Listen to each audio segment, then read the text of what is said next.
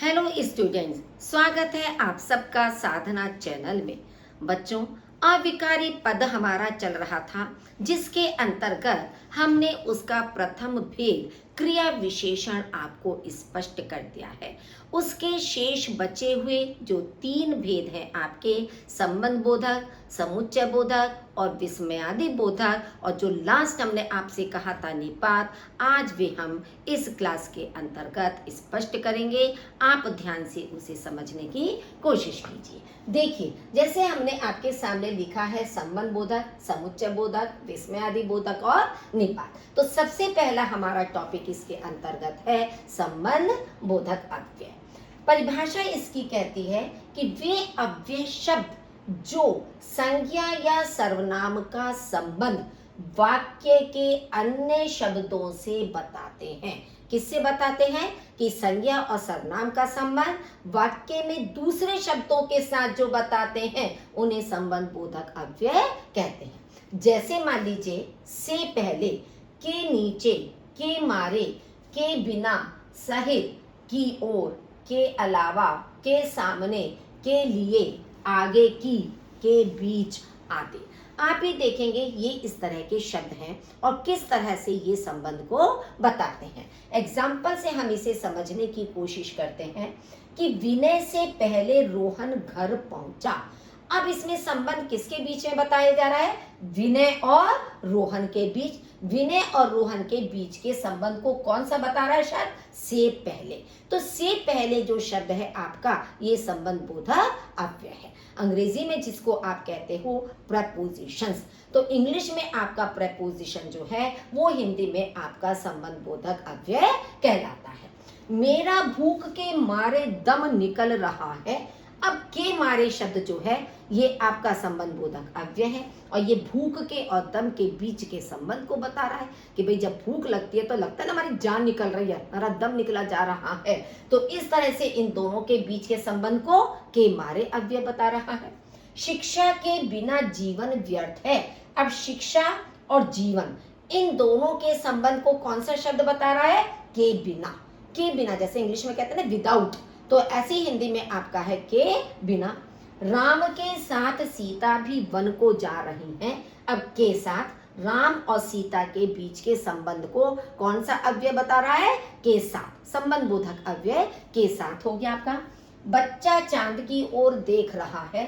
अब बच्चे और चांद के बीच के संबंध को कौन बता रहा है? की ओर। की ओर आपका संबंध बोधक अव्यय है। भगवान के अलावा मेरा कौन है? के अलावा अव्यय शब्द है जो भगवान के और मेरे बीच के संबंध को बता रहा है। मेरे घर के सामने पार्क है। घर और पार्क के संबंध को के सामने, इन फ्रंट ऑफ जैसे आपका होता है। इस नगर के आसपास कितनी हरियाली है? नगर और हरियाली के बीच के संबंध को के आसपास। भ्रष्ट लोगों के खिलाफ शिकायत दर्ज करवानी चाहिए। अब आप देखिए, के खिलाफ शब्द, ये संबंध बोधक अव्यय आपका हो गया। बुखार के कारण वह अच्छा नहीं खेल सका। के कारण, कि बुखार और अच्छा ना खेलना, उसके बीच के संबंध को तो के कारण हो गया इसमें। तारा और रमा के बीच, के बीच शब्द, कि तारा और रमा के बीच के संबंध को, कि तारा और रमन के बीच अनबन चल रही है। अभिषेक पढ़ने के लिए शब्द आपका हो गया। आप घर के भीतर चले जाओ, के भीतर। यहाँ देखिए, स्पेशल आपको देखना है कि अगर होता कि आप भीतर चले जाओ या वह भीतर बैठा है, तब तो वो आपका स्थानवाचक क्रिया विशेषण हो जाएगा।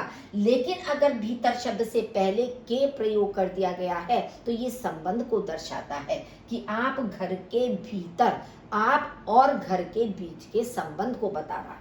पुस्तकों के समान शब्द आपका संबंध बोधक अव्यय हो गया। घर के बाहर हो गया। घर और पुलिस के बीच का संबंध के बाहर। मेज के नीचे आपका हो गया, जैसे होता ना अंडर। तो इस तरह से आप देखेंगे कि ये सारे जो आपके पद हैं ये संज्ञा सर्वनाम के बाद जो प्रयुक्त होगा दूसरे पदों से संबंध को प्रकट कर रहे हैं। तो ये संबंध बोधक अव्यय आपका सबसे ज्यादा संक्षेप में था। हालांकि इसके भी भेद उपभेद बहुत दिए हुए हैं, लेकिन सब ये एक तरह से कंफ्यूज करने वाले हैं, इसलिए हमने सिंपल तरीके में आपको मैक्सिमम एग्जाम्पल के थ्रू समझा दिया है। और फिर भी कहीं अगर आपको कोई परेशानी लगती है तो हिंदी पढ़ाते समय हमें कहना तो नहीं चाहिए कि आप इंग्लिश में करके देखें, वरना जब इंग्लिश में जैसे आप प्रपोजिशन पढ़ते हैं अगर कहीं भी आपको कोई असमंजस की स्थिति आ रही है सामने, आपको स्पष्ट नहीं हो पा रहा है कि हम कैसे पहचानें, तो उसे इंग्लिश में ट्रांसलेट करके देख लीजिए, तो आपको पता चल जाएगा कि वहां जो आपका प्रपोजिशन है इसका मतलब वो शब्द आपका संबंध बोधक अव्यय है। तो इस संबंध बोधक अव्यय को आप आसानी से पहचान सकते हैं। और अधिकांश आपने देखा होगा कि किसी न किसी कारक विभक्ति का प्रयोग उस शब्द के साथ जरूर दिया है, चाहे तो से दिया है और अधिकांश में आपका के दिया है, जैसे के साथ, के बिना, के पहले, से पहले, तो कोई ना कोई विभक्ति चिन्ह आपका शब्द के साथ लगा हुआ होता है। सेकंड है आपका समुच्चय बोधक अव्यय। जो शब्द दो शब्दों, वाक्यांशों, उपवाक्यों या वाक्यों को जोड़ने का कार्य करते हैं उन्हें समुच्चय बोधक अव्यय कहते हैं। चाहे तो वह दो शब्दों को जोड़ रहा हो, चाहे दो उपवाक्यों को जोड़ रहा हो, चाहे दो वाक्यों को जोड़ रहा हो, तो यानी कि जोड़ने का जो कार्य करने वाले पद होते हैं वो समुच्चय बोधक अव्यय कहलाते हैं। जैसे और, क्योंकि, इसलिए, अथवा, ताकि, बल्कि आदि, ये सारे शब्द जो हैं वो हमारे वाक्यों उपवाक्यों को जोड़ते हैं। अब समुच्चय बोधक अव्यय के भेद। कार्य की अलग अलग प्रकृति के कारण समुच्चय बोधक के दो भेद होते हैं। एक होता है समानाधिकरण समुच्चय बोधक अव्यय और दूसरा होता है व्यधिकरण समुच्चय बोधक अव्यय। तो सबसे पहले हम देखते हैं समानाधिकरण समुच्चय बोधक अव्यय।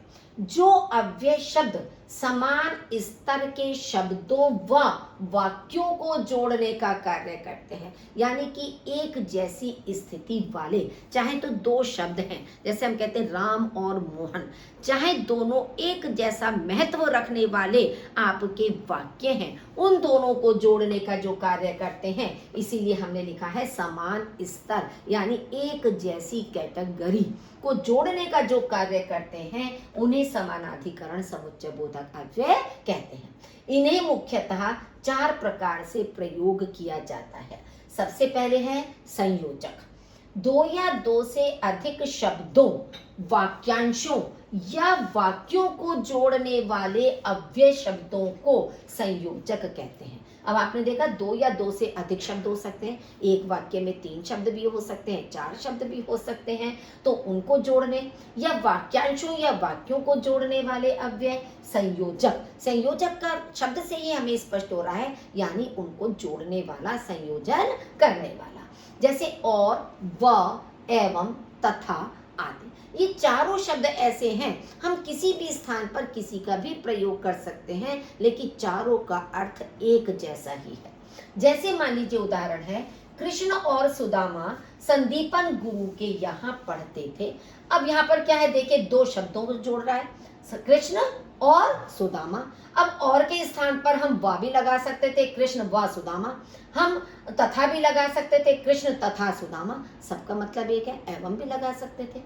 हरभजन ने गेंद ली तथा वह गेंदबाजी करने लगा। अब यहाँ पर तथा लगाकर दो वाक्यों को जोड़ा कि हरभजन ने गेंद ली, एक वाक्य हो गया, वह गेंदबाजी करने लगा, ये दूसरा वाक्य हो गया। तो इस तरह से दो वाक्यों को किसने जोड़ा, तथा ने जोड़ा।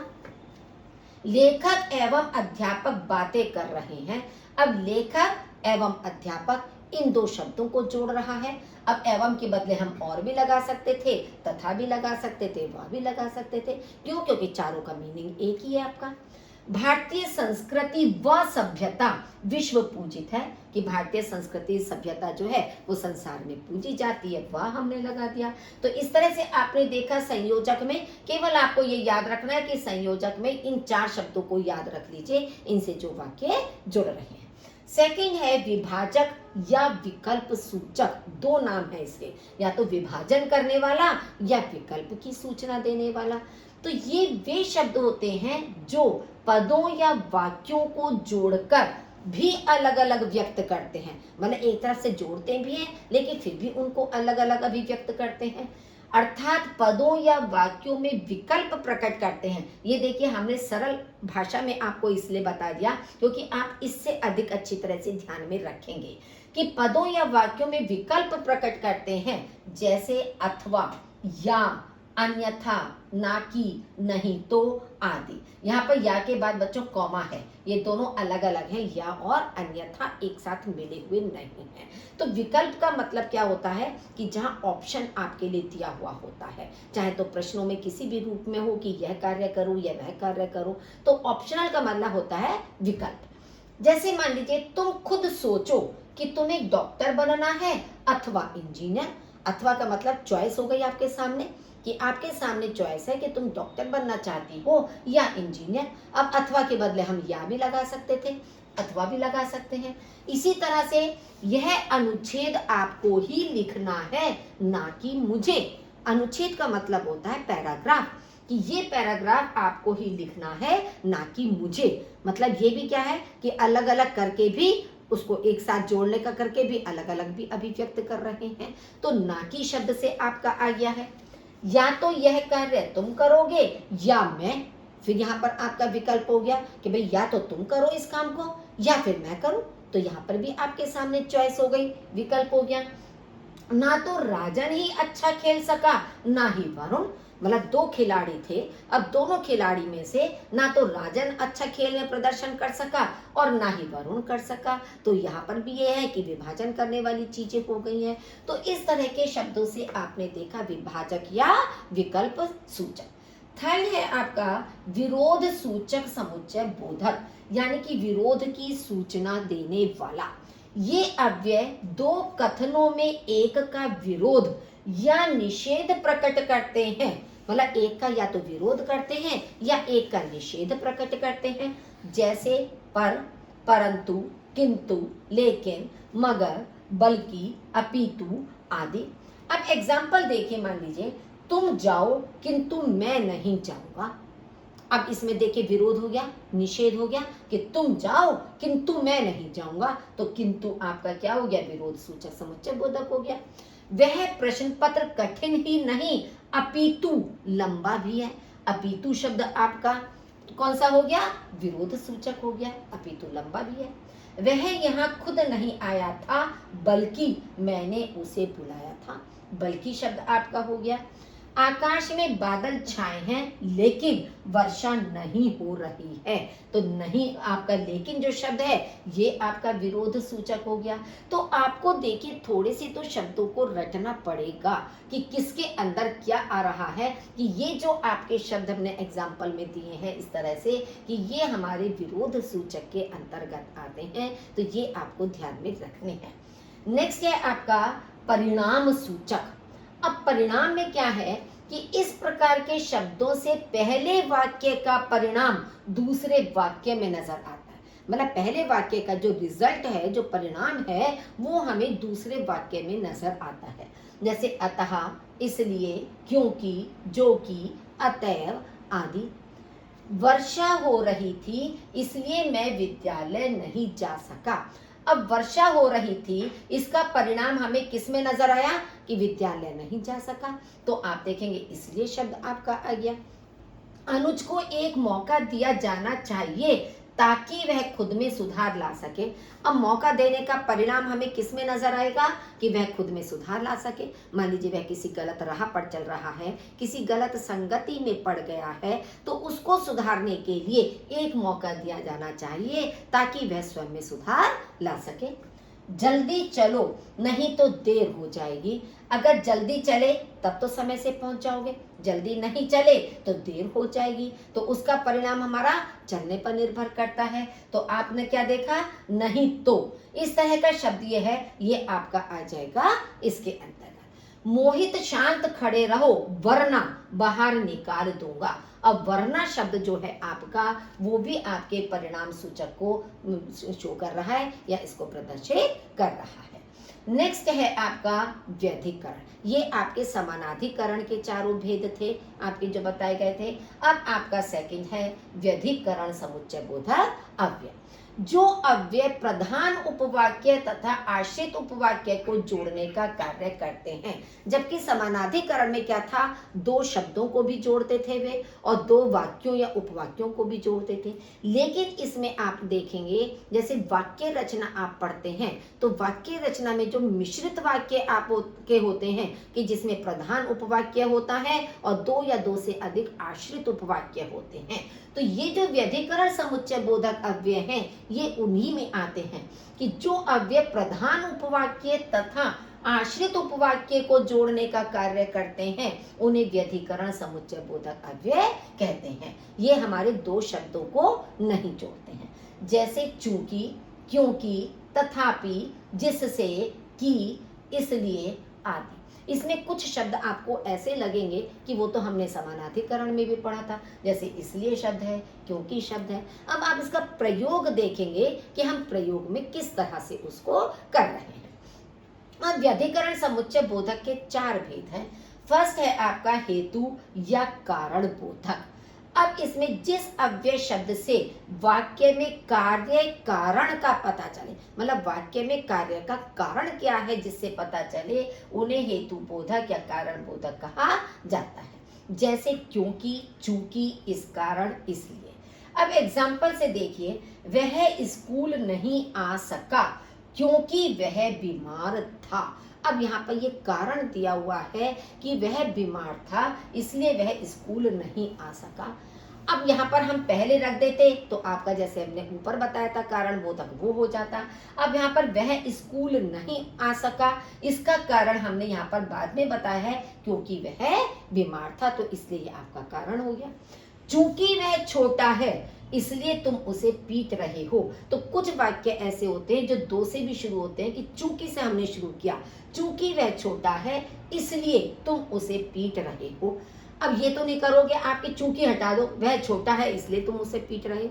क्यों? क्योंकि छोटे बच्चे का कोई बस नहीं चल पाता है ना इतना बड़े के सामने, तो इसलिए यहाँ पर चूंकि शब्द को लगाया है कि चूंकि वह छोटा है इसलिए तुम उसे पीट रहे हो। कुणाल मेहनत करता है अतएव पास हो जाता है। अब उसके पास होने का कारण क्या है? वह मेहनत करता है, तो मेहनत करता है अतएव का मतलब इसलिए, अतएव लगाओ चाहे इसलिए लगाओ, एक ही दोनों का मीनिंग है। क्योंकि उसे अपनी दीदी के घर जाना था इस कारण वह आज यहाँ नहीं आएगा। अब क्योंकि शब्द भी और इस कारण दोनों शब्दों का प्रयोग किया गया है आपका। तो इस तरह से इस तरह के जो वाक्य होते हैं वो कार्य कारण के अंतर्गत आते हैं। संकेत बोधक, इस प्रकार के शब्दों से दो वाक्यों के बीच आपस के संबंध को दिखाया जाता है। जैसे यदि तो, और ये जोड़े में ही आते हैं आपके देखेंगे, जैसे यदि तो, जैसा वैसा, जहां वहां, ज्यों ही त्यों ही, जो सो, यद्यपि, तथापि आदि। तो ये जोड़े में ही शब्द आएंगे संकेत बोधक में। जैसे यदि वह बड़ों की बात मानता तो उसे पछताना नहीं पड़ता, तो यदि और तो। यद्यपि वह बुद्धिमान है तथापि पढ़ाई से जी चुराता है। अब यद्यपि और तथापि आ गया आपका। जब वह ना माने तब उन्हें निकाल दिया गया, जब और तब दोनों शब्द आपके आ गए जोड़े में। ज्यों ही विराट ने विजयी शॉट खेला त्यों ही पूरा स्टेडियम खुशी से झूम उठा। तो ज्यों ही और त्यों ही, तो आपने देखा वाक्य में दोनों शब्द युग्म के साथ आ रहे हैं, जोड़े के साथ आ रहे हैं, तो ये संकेतवाचक कहलाते हैं। स्वरूप बोधक, जिस समुच्चय बोधक का प्रयोग पहले प्रयुक्त शब्द या वाक्यांश को स्पष्ट करने के लिए किया जाता है, यानी कि जो शब्द या जो वाक्यांश पहले दिया गया है उसका अर्थ स्पष्ट करने के लिए जिसका प्रयोग करते हैं उसे हम स्वरूप बोधक कहते हैं। जैसे अर्थात, यानी, मानो आदि। अब एग्जाम्पल देखिए, पेट में चूहे कूदना। अब एक तरह से मुहावरा है आपका, एक वाक्यांश है। अर्थात बहुत भूख लगना, तो अर्थात शब्द हमने लगाकर इस मुहावरे का, इस वाक्यांश के अर्थ को स्पष्ट कर दिया। यही तो हमारी परिभाषा कह रही है कि पहले प्रयुक्त शब्द या वाक्यांश को स्पष्ट करने के लिए ये हमने अर्थात लगाया, तो अर्थात से हमारा स्पष्ट हो गया। शीला मुस्कुरा रही है यानी वह मान गई है कि हमने किसी से किसी काम के लिए कह रहे हैं, किसी से प्रयास कर रहे हैं, लेकिन वह नहीं मान रहा है और या अचानक से वह मुस्कुराने लगे, इसका मतलब वह अंदर से उसको मान रही है। तो यानी शब्द से हमने स्पष्ट कर दिया। वह इतना चमकीला था मानो हीरा है, तो उस चमकीले का हमने स्पष्ट किया कि वह हीरे की तरह चमक रहा था, तो मानो करके हमने स्पष्ट कर दिया। तुम्हारे हाथ मक्खन से हैं अर्थात कोमल हैं। मक्खन से हाथ का मतलब क्या है? एक मुहावरे की तरह से कोमलता को दिखाने के लिए अर्थात कोमल है। तो इस तरह के जो हमारे सेंटेंस होते हैं जहां हम शब्दों का प्रयोग करते हैं तो वे हमारे स्वरूप बोधक कहलाते हैं। उद्देश्य बोधक ऐसे समुच्चय बोधक शब्द जो आश्रित उपवाक्य से पहले आकर मुख्य उपवाक्य का उद्देश्य प्रकट करते हैं, जैसे की, ताकि, जिससे की आदि। कि मतलब एक प्रधान उपवाक्य है आपका उसमें या मुख्य कह लीजिए, उसके बाद में आपका आश्रित उपवाक्य आता है, तो आश्रित उपवाक्य से पहले उस शब्द का प्रयोग किया जाता है। जैसे संगीता रोज पढ़ती है ताकि वह प्रथम आ सके, तो ताकि शब्द उसका उद्देश्य क्या है? ये देखिए प्रथम आना उसका उद्देश्य है, तो इस उद्देश्य वाले वाक्य से पहले ताकि शब्द का प्रयोग किया गया। मोहित भागा जिससे कि वह नेहा को पकड़ सके।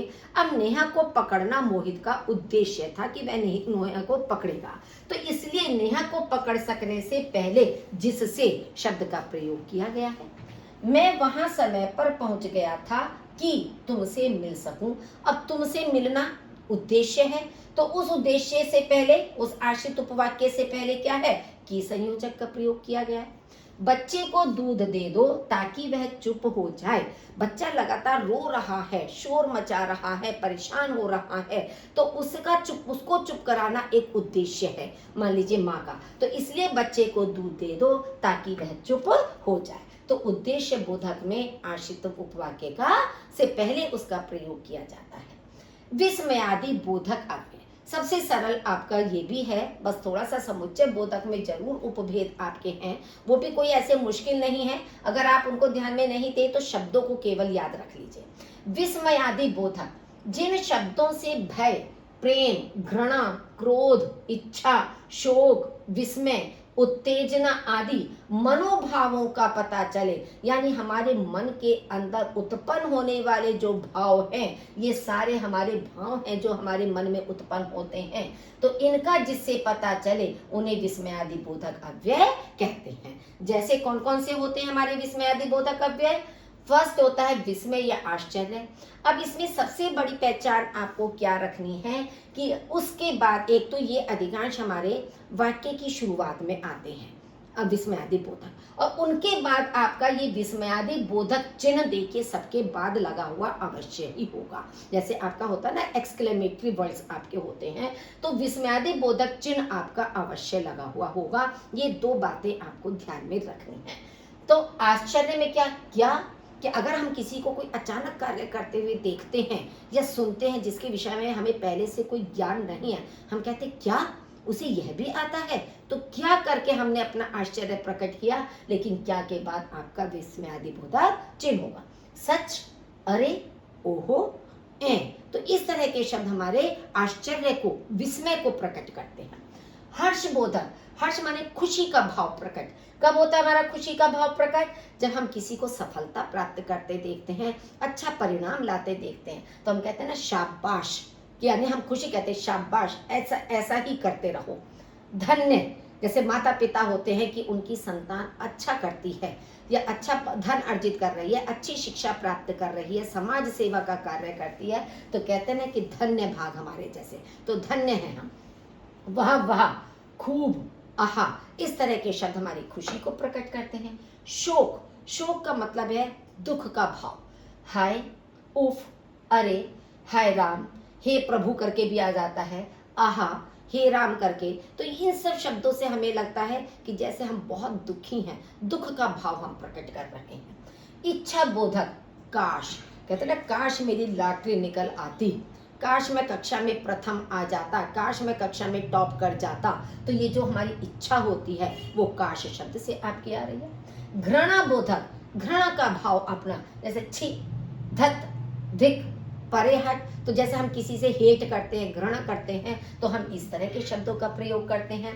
स्वीकृति या अनुमोदन, कि किसी की स्वीकृति देना या स्वीकृति लेना, ठीक, बिल्कुल, जी, हाँ, अच्छा, इस तरह के शब्द हमारी स्वीकृति के अंतर्गत आते हैं।